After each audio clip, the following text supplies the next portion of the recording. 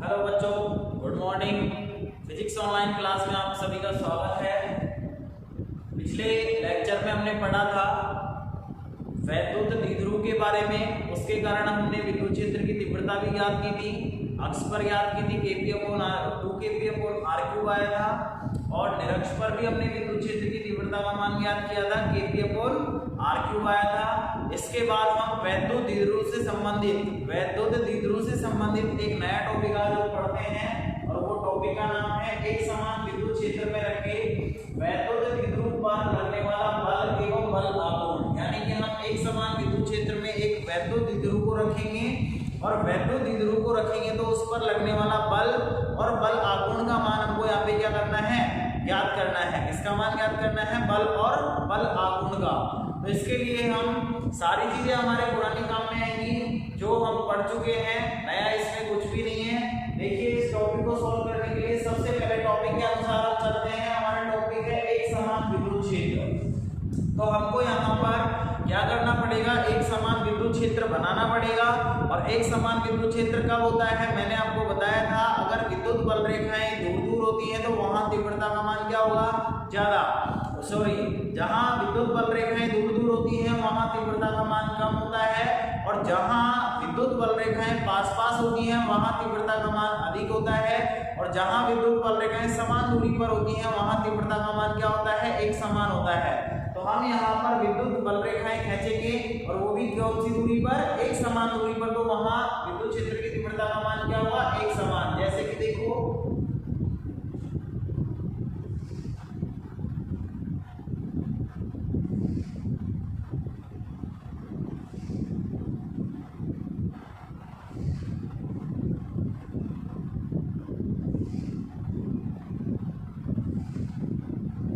ये हमने कुछ विद्युत बल रेखाएं खींच दी हैं। इन विद्युत बल रेखाओं में प्रत्येक बिंदु पर विद्युत क्षेत्र की तीव्रता का मान एक समान होगा, क्योंकि यहाँ विद्युत बल रेखाएं समान दूरी पर हैं। क्या है? समान दूरी पर हैं। और दूसरी बात, ये जो विद्युत बल रेखाएं वो इधर से इधर की तरफ आ रही है, तो यहाँ विद्युत क्षेत्र की तीव्रता की जो दिशा होगी वो कौन सी दिशा में होगी? इस दिशा में होगी, जिसको हम यहाँ दिखा सकते हैं। विद्युत क्षेत्र की तीव्रता को हम किसके द्वारा व्यक्त करते हैं? E के द्वारा। और यहाँ इस सदिश की जो दिशा होगी वो विद्युत बल रेखाओं की दिशा में होगी। अब हम क्या करेंगे? यहाँ ये जो एक समान विद्युत क्षेत्र है, यहाँ ये जो हमने एक समान विद्युत क्षेत्र बनाया है, इस एक समान विद्युत क्षेत्र में हमको क्या रखना है? वैद्युत द्विध्रुव। क्या रखना है हमको? वैद्युत द्विध्रुव रखना है। अब बात यह आती है कि वैद्युत द्विध्रुव होता क्या है? ध्यान रखना, समान परिमाण और विपरीत प्रकृति के यदि दो आवेश, समान परिमाण और विपरीत प्रकृति के अगर दो आवेश अत्यल्प दूरी पर रख दिए जाते हैं तो वहां किसका निर्माण होता है? वैद्युत द्विध्रुव का निर्माण होता है। यानी कि आवेशों के इस युग्म को ही हम क्या कहते हैं? वैद्युत द्विध्रुव। तो हम यहाँ पर एक वैद्युत द्विध्रुव रखेंगे, और वो भी किस प्रकार से रखेंगे? देखिए, हम क्या करते हैं, यहाँ पर वैद्युत द्विध्रुव को विद्युत क्षेत्र की तीव्रता की दिशा से, विद्युत क्षेत्र की तीव्रता की दिशा से थीटा कोण बनाते हुए रख देते हैं। कितना कोण बनाते हुए रख देते हैं? थीटा कोण। जिसमें यहाँ पर ये एक आवेश है जिसका नाम है -q, और यहाँ पर ये दूसरा आवेश है जिसका नाम है +q। कौन सा आवेश है यहाँ पे? +q। यहाँ पर हमने एक वैद्युत द्विध्रुव रख दिया। और दूसरी बात, इस वैद्युत द्विध्रुव की जो लंबाई है, यानी कि दोनों आवेशों के बीच की जो दूरी है, उसको मैं व्यक्त कर देता हूँ दूरी के द्वारा। इसके द्वारा व्यक्त कर देता हूं मैं, 2a के द्वारा व्यक्त कर देता हूं। अब आपको पता है कि मैंने बताया था वैद्युत द्विध्रुव आघूर्ण, वैद्युत द्विध्रुव का जो वैद्युत द्विध्रुव आघूर्ण होता है उसकी दिशा हमेशा माइनस आवेश से प्लस आवेश की ओर होती है। तो कहने का मतलब है कि यहाँ माइनस आवेश से प्लस आवेश की ओर वैद्युत द्विध्रुव आघूर्ण की जो दिशा होगी वो किधर की तरफ होगी? माइनस से प्लस की ओर। और यहाँ वैद्युत द्विध्रुव आघूर्ण की जो दिशा है वो विद्युत क्षेत्र की जो दिशा है उससे, विद्युत क्षेत्र की जो दिशा है उसे कितना कोण बना रही है? यहाँ थीटा कोण। यानी कहने का मतलब ये है कि हमने एक समान विद्युत क्षेत्र में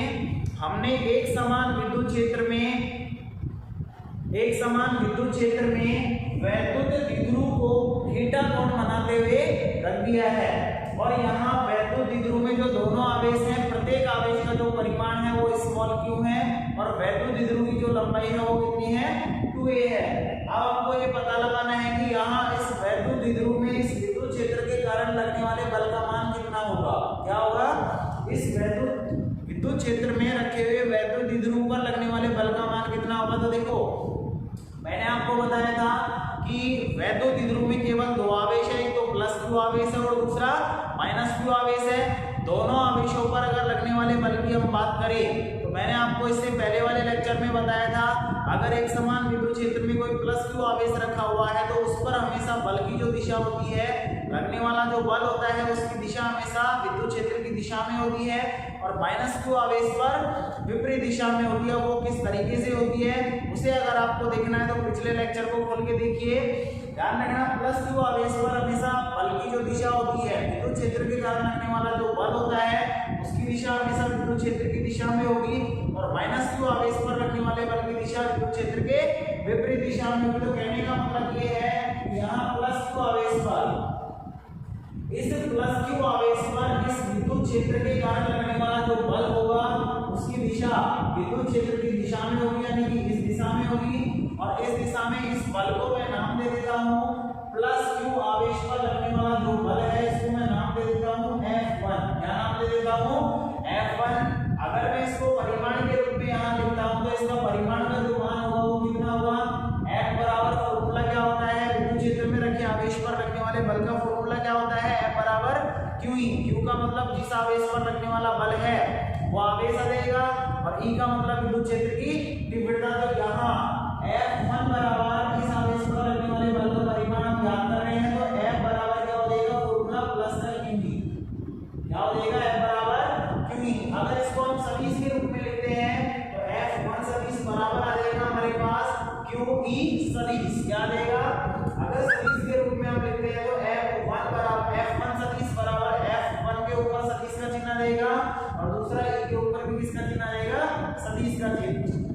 दूसरी बात, अगर हम माइनस q आवेश की बात करते हैं तो माइनस q आवेश पर लगने वाले बल की जो दिशा होगी वो विद्युत क्षेत्र के विपरीत दिशा में होगी और विपरीत दिशा में होगी तो हम इस बल की दिशा को इस दिशा में दिखा सकते हैं, जिसको मैं नाम दे सकता हूँ F2। परिमाण के रूप में हम इसको F2 लिख सकते हैं और सदिश रूप में इसको हम लिख सकते हैं F2 सदिश। अगर परिमाण की बात की जाए तो परिमाण के रूप में इसका मान क्या होगा, इसका मान भी क्या होगा Q into E, यानी कि आवेश into विद्युत क्षेत्र की तीव्रता। तो यहाँ आवेश माइनस q है लेकिन परिमाण की हम बात कर रहे हैं तब भी इसको किस में लिया जाएगा, प्लस में। तो परिमाण के रूप में इसका मान कितना होगा, वही Q into E हो जाएगा। लेकिन अगर इसको हम सदिश रूप में लिखना चाहते हैं तो सदिश रूप में ध्यान रखना F2 सदिश बराबर इसका फॉर्मूला होगा माइनस QE सदिश। माइनस का चिन्ह क्यों आता है, माइनस का चिन्ह इसलिए आता है F2 सदिश और E सदिश दोनों एक दूसरे के विपरीत दिशा में, यानी कि यहाँ इस आवेश पर लगने वाले बल की जो दिशा है विद्युत क्षेत्र के विपरीत दिशा में। कहने का मतलब ये है, अगर मान लो इस F2 को हम सदिश रूप में लिखना चाहते हैं, यानी इस बल को हम सदिश रूप में लिखना चाहते हैं, F2 सदिश बराबर हमारे पास आएगा माइनस QE सदिश। माइनस क्यों आएगा, क्योंकि यहाँ बल की जो दिशा होती है वो विद्युत क्षेत्र के विपरीत दिशा में होती है। यहाँ पर दोनों आवेशों पर लगने वाले बल का परिमाण हमारे पास आ चुका है। हमको यहाँ पर सबसे पहले ये निकालना था कि एक समान विद्युत क्षेत्र में रखे वैद्युत द्विध्रुव पर लगने वाले बल का फॉर्मूला क्या होगा। तो बल का फॉर्मूला क्या होगा, मैंने आपको बताया था कि परिणामी बल का जो मान होता है किसी भी बिंदु पर या किसी भी आवेश पर या किसी भी चीज पर लगने वाले परिणामी बल का मान अगर आपको निकालना है उसके चारों ओर उपस्थित आवेशों के कारण लगने वाले बलों के सदिश योग के बराबर होता है। किसके बराबर होता है, सदिश योग के बराबर होता है। तो हम यहाँ वैद्युत द्विध्रुव पर लगने वाले परिणामी बल का मान निकालना चाहते हैं तो इस पर केवल दो बल कार्य कर रहे हैं, एक तो F1 और दूसरा F2 बल लग रहा है। तो इस वैद्युत द्विध्रुव पर लगने वाले परिणामी बल का मान इन दोनों बलों के सदिश योग के बराबर होगा। कौन से योग के बराबर होगा, सदिश योग के बराबर होगा। अब एक चीज ये ध्यान रखना, यहाँ पर इस वैद्युत द्विध्रुव पर लगने वाले दोनों बल परिमाण में तो समान है और एक दूसरे के क्या है, विपरीत दिशा में है, इसलिए इनके परिणामी बल का जो मान होगा वो किसके बराबर होगा।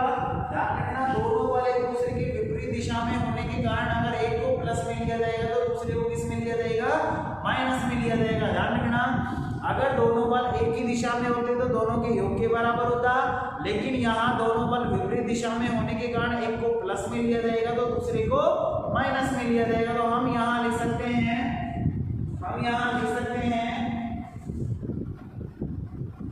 एक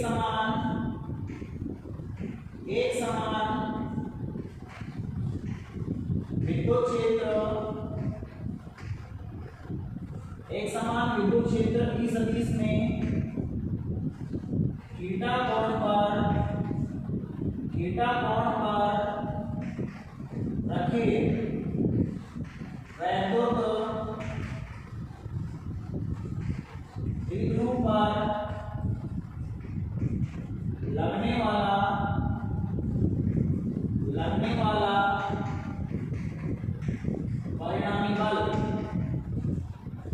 परिणामी बल F नेट बराबर हम बोल सकते हैं क्या होगा,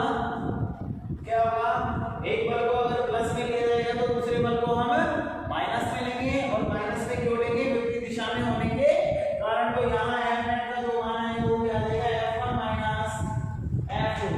F1 का मान हमारे पास क्या है, q ही है, और F2 का मान भी हमारे पास क्या है, q ही है। दोनों एक दूसरे को कैंसिल कर देंगे और हमारे पास कितना है, परिणामी बल का मान 0। तो आपको ध्यान रखना है, अगर एक समान विद्युत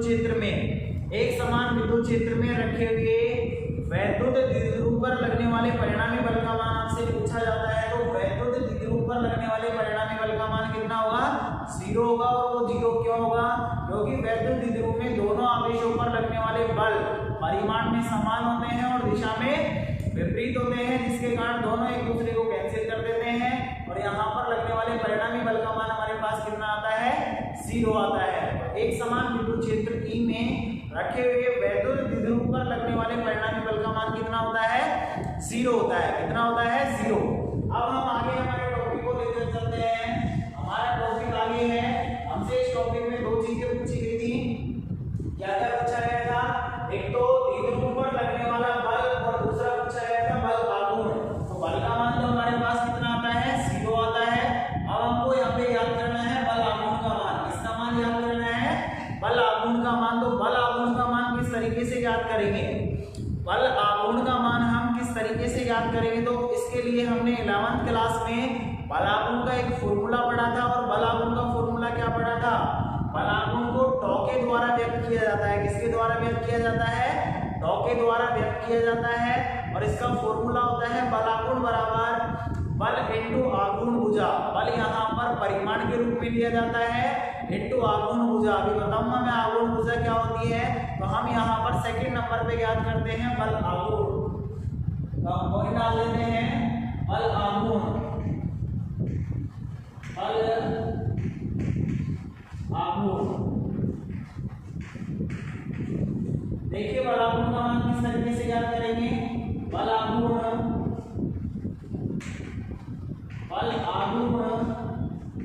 टॉ बराबर फॉर्मूला होता है बल इंटू आघूर्ण भुजा, बल इंटू आघूर्ण भुजा। अब एक चीज ध्यान रखना, इसके फॉर्मूले में जो बल होता है ये हमेशा परिमाण के रूप में लिया जाता है। इसके रूप में लिया जाता है, परिमाण के रूप में लिया जाता है। और दूसरी बात आघूर्ण भुजा क्या होती है, तो देखिए यहाँ पर आघूर्ण भुजा क्या होती है, वैद्युत द्विध्रुव पर जो दोनों आवेश होते हैं, वैद्युत द्विध्रुव में जो दोनों आवेश होते हैं उन पर लगने वाले बलों की क्रिया रेखाओं के मध्य की लंबवत दूरी को ही हम क्या कहते हैं, यहाँ पर बल की दूरी को ही हम क्या कहते हैं, आघूर्ण भुजा। कहने का मतलब ये है कि वैद्युत द्विध्रुव पर जो दो बल कार्य करते हैं उनकी क्रिया रेखाओं के मध्य की लंबवत दूरी ही यहाँ पर क्या कहलाती है, आघूर्ण भुजा कहलाती है, जिसको हम यहाँ पे याद करेंगे। और वो किस तरीके से याद करेंगे, एक चीज ये ध्यान रखना, यहाँ पर बल की अगर बात की जाती है हमको बल आघूर्ण का मान याद करने के लिए 2 चीजों की आवश्यकता पड़ेगी, एक तो बल की और दूसरा बल आघूर्ण की। तो यहाँ वैद्युत द्विध्रुव में किसी भी एक आवेश पर लगने वाले बल का जो मान है वो क्या है, परिमाण के रूप में। यहाँ पर F1 का मान भी क्यों है और F2 का मान भी क्यों है, तो यहाँ पर कोई सा भी मान हम रख सकते हैं, दोनों परिमाण में क्या है, समान। इंटू में आगुण भुजा, तो यहाँ आगुण भुजा क्या होगी, देखिए आगुण भुजा देखने के लिए हमारे चित्र में देखो, यहाँ एक आवेश ये है और दूसरा आवेश ये है। इस आवेश का बल किस दिशा में लग रहा है, तो इस बल की जो क्रिया रेखा होगी, इस बल की जो क्रिया रेखा होगी F2 की, वो कौन सी दिशा में होगी, इसकी क्रिया रेखा ध्यान रखना। यहाँ पर ये जो भुजा है, ये जो भुजा है क्या कहलाएगी, F2 की क्रिया रेखा कहलाएगी। और दूसरी बात F1 की क्रिया रेखा की अगर बात की जाए तो इसको अगर पीछे की तरफ हम बढ़ा देते हैं डॉट डॉट के द्वारा, तो ये इसकी क्या कहलाएगी, क्रिया रेखा कहलाएगी। अब एक चीज ध्यान रखना, दोनों बलों की क्रिया रेखाओं के मध्य की, दोनों बलों के क्रिया रेखाओं के मध्य की लंबवत दूरी ही क्या कहलाती है, आगुण भुजा कहलाती है। तो यहाँ F1 और F2 की जो क्रिया रेखाएं हैं उनके बीच की लंबवत दूरी को ज्ञात करने के लिए हम क्या करते हैं, जो प्लस क्यू आवेश है, ये जो प्लस क्यू आवेश है, यहाँ से हम इस F2 की जो क्रिया रेखा है इस पर क्या डालते हैं, एक लंब डालते हैं, और जो लंब होगा वो ही यहाँ पर क्या कहलाएगा, आगुण भुजा कहलाएगी। क्या कहलाएगी, आगुण भुजा कहलाएगी। यानी कि जहाँ ये लंबवत दूरी हमारे पास आ रही है यही क्या कहलाएगी, यहाँ आगुण भुजा कहलाएगी। अब हम क्या करते हैं, इस पॉइंट को नाम दे देते हैं बिंदु ए, इस पॉइंट को नाम दे देते हैं बिंदु बी, और इस पॉइंट को हम नाम दे देते हैं बिंदु सी। यहाँ पर हमको आगुण भुजा का मान ज्ञात करना पड़ेगा, तो उस आगुण भुजा के मान को हम क्या कर देंगे, इस समीकरण में रख देंगे, तो हमारे पास किसका मान आ जाएगा, बल आगुण का। तो हम क्या करते हैं, इसको समीकरण मान लेते हैं एक, क्या मान लेते हैं, समीकरण नंबर एक। और यहाँ आगुण भुजा का नाम भी हम लिख देते हैं, आगुण भुजा हमारे पास क्या है, BC है। यहाँ आगुण भुजा का नाम हमने क्या लिख दिया, BC।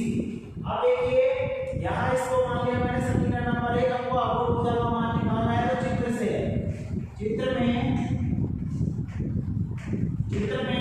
आपको एक समकोण त्रिभुज दिखाई दे रहा होगा ABC। इस समकोण त्रिभुज में एक चीज ध्यान रखना, थीटा के सामने वाली भुजा लंब होती है, 90 डिग्री के सामने वाली भुजा कर्ण होती है, और ये कौन सी भुजा होगी, आधार होगी। तो हमको यहाँ BC का मान चाहिए, यानी लंब का मान चाहिए, और लंब का मान चाहिए और कर्ण का मान हमारे पास है। तो लंब और कर्ण किसमें आते हैं, लंब और कर्ण किसमें आते हैं, लाल बटे लंब के फॉर्मूले से sin थीटा में आते हैं। तो हम यहाँ पर फॉर्मूला लगाएंगे, चित्र में समकोण त्रिभुज, चित्र में समकोण त्रिभुज, चित्र में समकोण त्रिभुज कौन सा है, ABC में sin थीटा बराबर क्या होगा, sin थीटा बराबर होता है लंब बटे कर्ण, लंब बटे कर्ण। लंब का मान हमारे पास क्या है, BC है, कर्ण का मान क्या है हमारे पास, AB है। इस AB का मान आपको पता है, AB का मान क्या है, 2a ले रखा है हमने, यहाँ हम लिख सकते हैं BC बटे 2a। BC का मान हमको निकालना था, इसलिए BC का मान निकालने के लिए 2a को हम बचपना करके इधर की तरफ ले जाते हैं। तो BC का मान हमारे पास क्या आता है, BC बराबर आता है 2a sin थीटा। इसको मान लेते हैं समीकरण नंबर 2। यहाँ से BC का मान हम पा रखेंगे समीकरण एक में, तो हमारे पास बल आगुण का मान आ जाएगा। समीकरण एक में मान रखने पर, समीकरण एक में अगर मान रखेंगे तो बल आगुण 2 बराबर हमारे पास क्या आएगा, बल आगुण 2 बराबर, बल का मान हमारे पास क्या है, किसी भी एक आवेश पर लगने वाले बल का परिमाण, परिमाण हमारे पास क्यू ही है। तो यहाँ पर हम फॉर्मूले में बल का मान रखेंगे क्यू ही इंटू आगुण भुजा हमारे पास BC है, BC का मान हमारे पास क्या है, 2a sin थीटा। क्या है, 2a sin थीटा है। इसको थोड़ा सा और सॉल्व कर लेते हैं हम।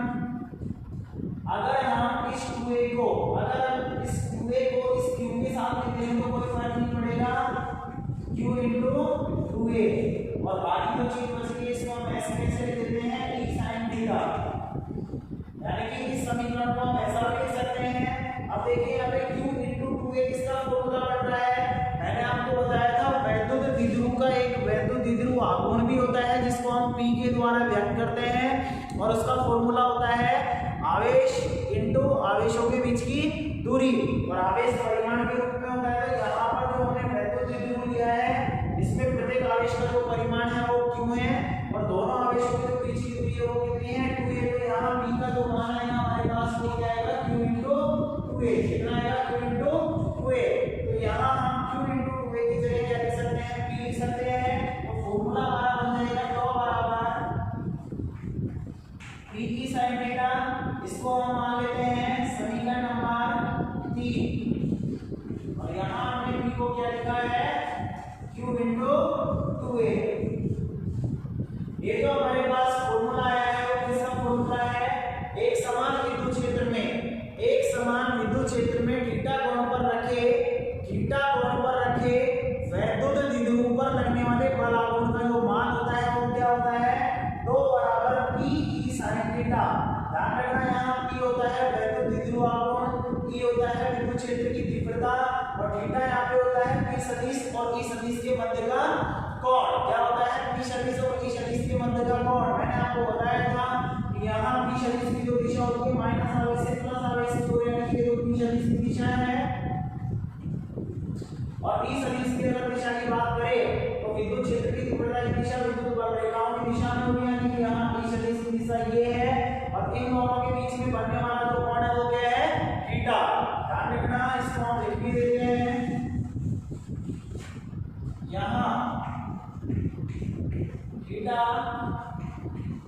e सदिश व p सदिश के मध्य कौन है, ये हो गया। अब अगर मैं आपसे पूछता हूं एक चीज और आपको पता होगा कि बल आघूर्ण एक सदिश राशि होती है। कौन सी राशि होती है, सदिश राशि होती है। अगर आप इस फॉर्मूले को सदिश रूप में लिखना चाहें तो सदिश रूप में इस फॉर्मूले को किस तरीके से लिख सकते हैं, देखिए सदिश रूप में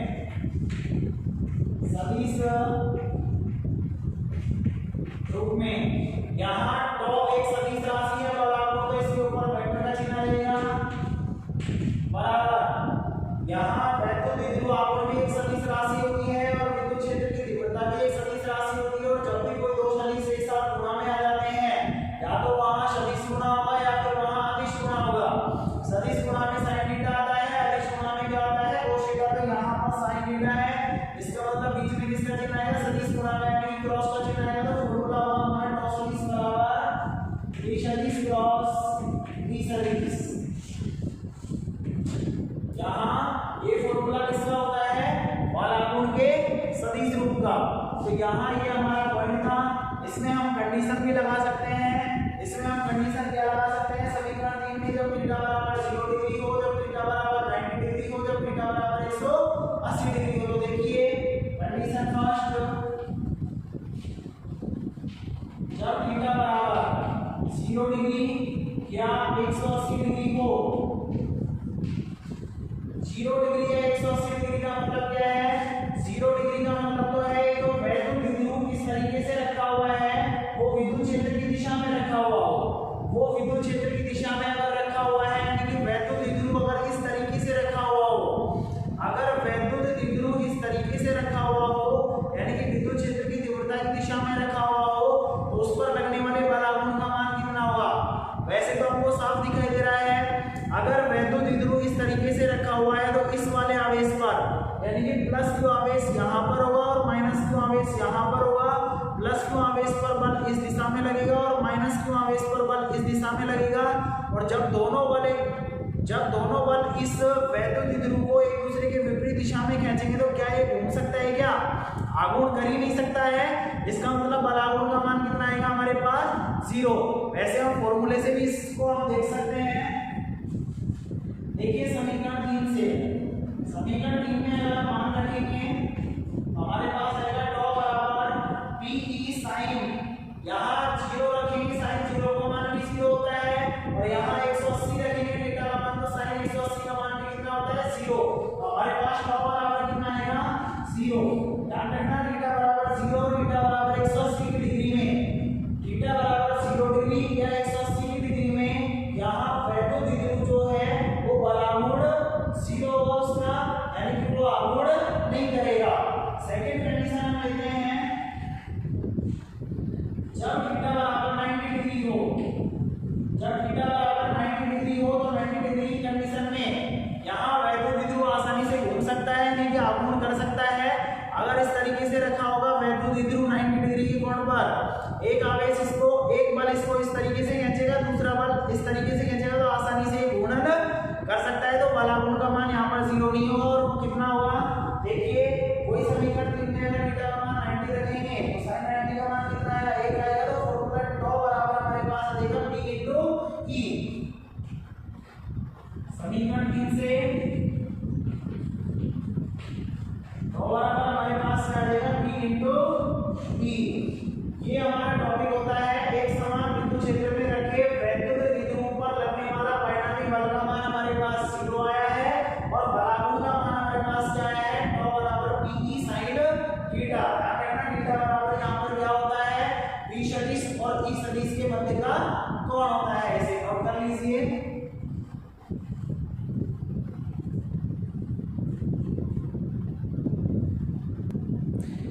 आगे देखिए, वैद्युत द्विध्रुव से संबंधित एक इंपॉर्टेंट बात और है, जिसको मैं आपसे पूछता हूं, वैद्युत द्विध्रुव में कितने आवेश होते हैं, 2 आवेश, और वो कैसे होते हैं, परिमाण में समान और प्रकृति में विपरीत होते हैं। अगर मैं आपसे पूछता हूं कि वैद्युत द्विध्रुव का कुल आवेश कितना होता है, नेट चार्ज कितना होता है इस पर, तो ध्यान रखना कुल आवेश का मान इस पर हमेशा कितना होता है, 0। कितना होता है, 0 होता है। क्यों होता है, क्योंकि इसमें दोनों आवेश परिमाण में समान होते हैं और विपरीत प्रकृति के होते हैं, यानी कि एक प्लस होता है तो दूसरा माइनस होता है, यानी कि एक पर प्लस क्यों है तो दूसरा जो आवेश होगा वो कितना होगा, माइनस होगा। टोटल आप करोगे तो आवेश का मान कितना आएगा, 0 आएगा। कितना आएगा, 0। जैसे कि मैं आपसे कहता हूं कि कोई निकाय है जिसमें 5 वैद्युत द्विध्रुव रखे हुए हैं, कितने रखे हुए हैं, 5 वैद्युत द्विध्रुव रखे हुए हैं, तो उस निकाय का कुल आवेश का मान कितना होगा, तो ध्यान रखना आवेश कुल आवेश का जो मान होगा वो कितना होगा, 0, क्योंकि प्रत्येक वैद्युत द्विध्रुव का जो नेट चार्ज होता है वो कितना होता है, 0। तो ये बात आपको ध्यान रखनी है। एक बात और, अगर कुल आवेश का मान 0 है, अगर कुल आवेश का मान 0 है, तो मैं आपसे ये पूछता हूं कि यहाँ वैद्युत द्विध्रुव के कारण जो परिणामी विद्युत क्षेत्र की तीव्रता है क्या वो भी 0 होगी क्या, तो सीधी सी बात है, आवेश का मान अगर 0 है तो हमारे दिमाग में एक प्रश्न उठता है कि यहाँ आवेश का मान ही अगर 0 है तो विद्युत क्षेत्र की तीव्रता का मान भी 0 होगा। लेकिन ऐसा बिल्कुल भी नहीं है, क्योंकि हमने पढ़ा है अक्ष पर तीव्रता ज्ञात की है, निरक्ष पर ज्ञात की है, कहीं पर भी अगर 0 आया हो तो बताइए, नहीं आया हमारे पास। और वैसे भी आप देख सकते हो, इसको समझ सकते हो। देखिए जैसे ये वैद्युत द्विध्रुव रखा हुआ है, यहाँ पर ये प्लस क्यों आवेश है, माइनस क्यों आवेश है। अगर हम विद्युत क्षेत्र की तीव्रता किसी भी पॉइंट पर ज्ञात करते हैं, सपोज करो हम बिल्कुल मध्य पॉइंट पर ज्ञात करते हैं, इसके बिल्कुल मध्य पॉइंट पर पहला भी विद्युत क्षेत्र की तीव्रता ज्ञात करते हैं, तो उसका मान देखते हैं कि 0 आता है कि नहीं आता है। तो देखो इस प्लस क्यों आवेश के कारण इस पॉइंट पर जो विद्युत क्षेत्र की तीव्रता होगी प्लस आवेश से किधर की तरफ होती है, दूर होती है, इसको मैं E1 मान लेता हूं। और माइनस आवेश की ओर, यानी कि इस आवेश के कारण भी विद्युत क्षेत्र की तीव्रता कौन सी दिशा में होगी, इसी दिशा में होगी, E2। अब दोनों एक ही दिशा में होने के कारण परिणाम की जो होगी E नेट का जो मान आएगा हमारे पास कितना आएगा, E1 प्लस E2 आएगा। इसका मतलब यहाँ पर विद्युत क्षेत्र की तीव्रता का मान 0 नहीं होगा। दूसरी बात, अगर मैं बात करता हूँ इस पॉइंट की न करके, अगर मैं आपसे कहता हूं कि बाहर यानी इस पॉइंट पर परिणामी विद्युत क्षेत्र की तीव्रता का मान ज्ञात कीजिए, तो यहाँ पर भी ध्यान रखना 0 नहीं होगा। वो क्यों नहीं होगा, देखिए प्लस क्यों आवेश के कारण इस पॉइंट पर जो तीव्रता की दिशा होगी प्लस आवेश से किधर की तरफ होगी, तो इसको मैं E1 सदिश मान लेता हूं। और यहाँ माइनस आवेश की ओर, यानी कौन सी दिशा में होगी, किस दिशा में होगी, माइनस आवेश की ओर, E2 सदिश। अब देखिए यहाँ E1 और E2 सदिश एक दूसरे के विपरीत दिशा में तो आ रहे हैं, विपरीत दिशा में तो आ रहे हैं, लेकिन ध्यान रखना दोनों तीव्रताओं के परिमाण यहाँ पर समान नहीं होंगे। क्यों नहीं होंगे, क्योंकि एक आवेश के कारण तीव्रता का जो फॉर्मूला होता है वो K के ऊपर क्या होता है, R²। आवेश का मान तो परिमाण में समान है दोनों का, लेकिन यहाँ डिस्टेंस यानी कि आवेश से जिस बिंदु पर हम तीव्रता ज्ञात करते हैं वो दूरी समान नहीं है। इस आवेश के लिए तो ये दूरी कम है और इस वाले आवेश के लिए ये वाली जो दूरी है वो ज्यादा है, जिसके कारण परिमाण का मान अलग अलग आएगा।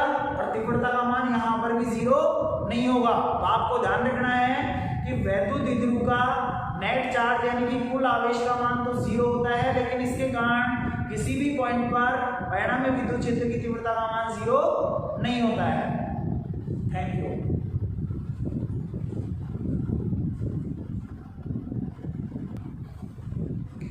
आगे देखिए, यहाँ आपका चैप्टर तो समाप्त हो जाता है। इसके बाद आपके न्यूमेरिकल आते हैं। न्यूमेरिकलों को आपको सॉल्व करना है, जो नहीं आता है वो पूछिएगा। एक दो न्यूमेरिकल आज मैं इस वीडियो में बता देता हूँ आपको। देखिए, आपको अगला सवाल दिया गया है। सवाल आपको दिया गया है, एक समबाहु त्रिभुज है। यहाँ एक समबाहु त्रिभुज है जिसकी प्रत्येक भुजा की जो लंबाई है वो कितनी है, स्मॉल a। और दूसरी बात, इसके जो तीनों शीर्ष हैं, इसके जो तीनों शीर्ष हैं, तीनों शीर्षों पर आवेश रखे हुए हैं। यहाँ इस शीर्ष पर आवेश रखा हुआ है +2q, इस वाले शीर्ष पर रखा हुआ है -q, इस वाले शीर्ष पर भी आवेश रखा हुआ है -q। इस वाले शीर्ष को मैं नाम दे देता हूँ बिंदु A, इसको नाम दे देता हूँ बिंदु B और इसको नाम दे देता हूँ बिंदु C। आपके सामने सवाल ये है कि इस निकाय का परिणामी वैद्युत द्विध्रुव आघूर्ण का मान ज्ञात कीजिए। यानी कि यहाँ एक जो निकाय आपको दे रखा है, आवेशों का जो निकाय दे रखा है, इस निकाय का आपको P नेट का मान ज्ञात करना है। इसका मान ज्ञात करना है P नेट का मतलब है परिणामी वैद्युत द्विध्रुव आघूर्ण। यानी कि एक समबाहु त्रिभुज आपको दिया हुआ है, प्रत्येक भुजा की लंबाई जो है इसमें स्मॉल a है, इसके तीनों शीर्षों पर आवेश रखे हुए हैं। a शीर्ष पर है +2q, बाकी दोनों पर कितने आवेश है, -q। अब आपको इस निकाय का, आवेशों का जो निकाय है, इसका परिणामी वैद्युत द्विध्रुव आघूर्ण का मान ज्ञात करना है। और वो किस तरीके से करेंगे, बिल्कुल आसान है। पहली बात तो आपको ये ध्यान रखनी है कि यहाँ पर कितने वैद्युत द्विध्रुव आघूर्णों का निर्माण हो रहा है। तो देखिए, मैंने आपको बताया था वैद्युत द्विध्रुव आघूर्ण कहाँ बनेगा, जहाँ वैद्युत द्विध्रुव होगा। और वैद्युत द्विध्रुव बनने के लिए दो आवेश परिमाण में समान होने चाहिए और प्रकृति में विपरीत। तो देखिए, हम यहाँ पर कितने आवेशों का, यहाँ पर +2q आवेश रखा हुआ है, यहाँ पर -q आवेश रखा हुआ है, यहाँ पर भी -q आवेश रखा हुआ है। एक चीज ध्यान रखना, ये जो +2q आवेश है, इसका मतलब यहाँ पर ये है कि +q आवेश इसके साथ है, +q आवेश इसके साथ है और +q आवेश इसके साथ है। इस तरीके से है इसका मतलब। अब देखिए, यहाँ पर ये आवेश और ये आवेश परिमाण में समान है और विपरीत प्रकृति के हैं, तो ये दोनों मिलकर किसका निर्माण करते हैं, वैद्युत द्विध्रुव का निर्माण करते हैं। और इसकी दिशा इधर की तरफ होगी, -q आवेश से +q आवेश की ओर। यानी कि यहाँ ये वाला जो वैद्युत द्विध्रुव होगा, इसके द्विध्रुव आघूर्ण की जो दिशा होगी वो ये होगी, जिसको मैं नाम दे सकता हूँ P1 सदिश। क्या नाम दे सकता हूँ, P1 सदिश। इसी तरीके से एक वैद्युत द्विध्रुव यहाँ पर ये बनेगा। देखिए, ये -q है, ये +q आवेश परिमाण में समान है और विपरीत प्रकृति में है। और इसकी दिशा भी यहाँ पर -q से +q की ओर होगी, यानी कि कौन सी दिशा में होगी, ऊपर की ओर, जिसको मैं नाम दे सकता हूँ P2 सदिश। अब बात करते हैं, यहाँ पर एक आवेशों का जो समूह है वो ये भी बनता है -q, लेकिन यहाँ ये दोनों आवेश मिलकर वैद्युत द्विध्रुव का निर्माण नहीं करते हैं। क्यों? क्योंकि वैद्युत द्विध्रुव के लिए आवेश परिमाण में समान होने चाहिए और विपरीत प्रकृति के होनी चाहिए, लेकिन यहाँ पर दोनों आवेश समान प्रकृति के हैं, यहाँ वैद्युत द्विध्रुव का निर्माण नहीं होगा। इस निकाय में, आवेशों के इस निकाय में केवल दो वैद्युत द्विध्रुव बनते हैं, जिनके वैद्युत द्विध्रुव आघूर्ण मैंने यहाँ पर मान रखे हैं P1 सदिश और P2 सदिश। हमको इन दोनों को क्या निकालना है, परिणामी सदिश। तो मैंने आपको बताया है कि दो सदिश अगर एक दूसरे पर किसी कोण पर झुके हुए हो तो उनका परिणामी किस तरीके से याद करते हैं। फॉर्मूला हमने पढ़ा है, R = p² + q² + 2pq cos theta. तो यहाँ पहली बात तो दोनों सदिशों के बीच का कोण कितना होगा, आपको पता है समबाहु त्रिभुज में प्रत्येक कोण 60 डिग्री का होता है और 60 का होगा। अगर ये कोण 60 का होगा तो ये कोण कितने का होगा, 60 डिग्री का। तो हमारे पास यहाँ थीटा का मान कितना होगा, यहाँ थीटा बराबर कितना होगा, 60 डिग्री। दूसरी बात, परिणामी जो दिशा होगी पी नेट की वो बिल्कुल बीच में होगी। यहाँ इसको हम दिखा सकते हैं पी नेट समीस, क्या दिखा सकते हैं पी नेट समीस का जो मान होगा पी नेट का वो क्या होगा, देखिए पी नेट का मान ज्ञात करने के लिए हमको P1 और P2 के परिमाण की आवश्यकता होगी। तो P1 और P2 का मान कितना होगा, देखिए P1 का मान क्या होगा, P1 का मान आपको पता है वैद्युत द्विध्रुव आघूर्ण का जो फॉर्मूला होता है वो आवेश इनटू दूरी। आवेश यहाँ P1 इन दोनों आवेशों का वैद्युत द्विध्रुव आघूर्ण है और इन दोनों आवेशों का वैद्युत द्विध्रुव आघूर्ण, आवेश का परिमाण क्या है यहाँ पे Q और आवेशों के बीच की दूरी क्या है A। यहाँ P1 का मान आएगा Q इनटू A। इसी तरीके से यहाँ P2 का मान की अगर हम बात करें तो P2 का मान भी क्या आएगा, आवेश कोई समान है, परिमाण Q आएगा और दोनों आवेशों के बीच की दूरी भी स्मॉल है। तो यहाँ पर हम लिख सकते हैं P1 बराबर P2 होगा और इसको हम मान लेते हैं समीकरण नंबर 1।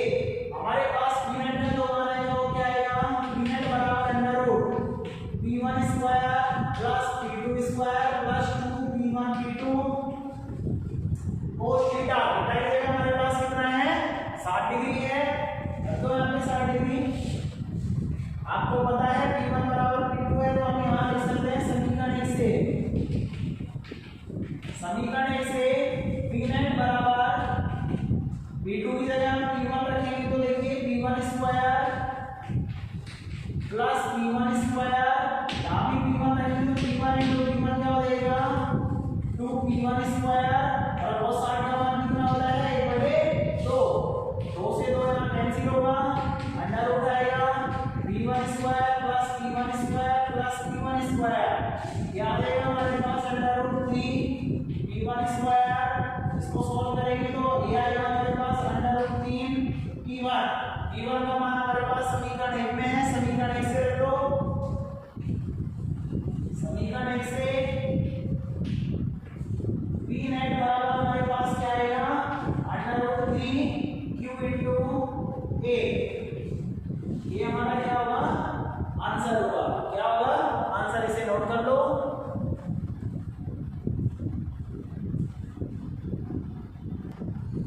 देखिए अगला सवाल हमारा है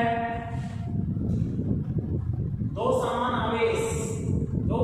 आवेश कैपिटल Q कुछ दूरी पर रखे हुए हैं, यानी कि दो आवेश हैं कैपिटल Q वो कुछ दूरी पर रखे हुए हैं तथा इनको मिलाने वाली रेखा पर मध्य बिंदु पर, यानी कि दोनों को मिलाने वाली रेखा पर मध्य बिंदु पर एक अन्य आवेश स्मॉल q रखा गया है, एक अन्य आवेश स्मॉल q रखा गया है।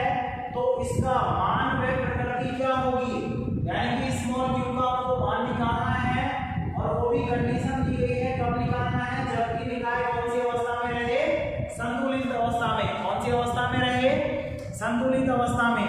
एक चीज ये ध्यान रखना, आवेशों का निकाय संतुलित अवस्था में कब रहता है, आवेशों का निकाय संतुलित अवस्था में रहने के लिए कंडीशन होती है कि आवेशों के निकाय में प्रत्येक आवेश पर लगने वाले जो परिणामी बल का मान होता है वो अगर 0 कर दिया जाता है, अगर मान लो प्रत्येक आवेश पर लगने वाले परिणामी बल का मान 0 कर दिया जाता है तो वहां आवेशों का निकाय कौन सी अवस्था में कहलाता है, संतुलित अवस्था में। कौन सी अवस्था में कहलाता है, संतुलित अवस्था में। तो देखिए सवाल को किस तरीके से सॉल्व किया जाएगा।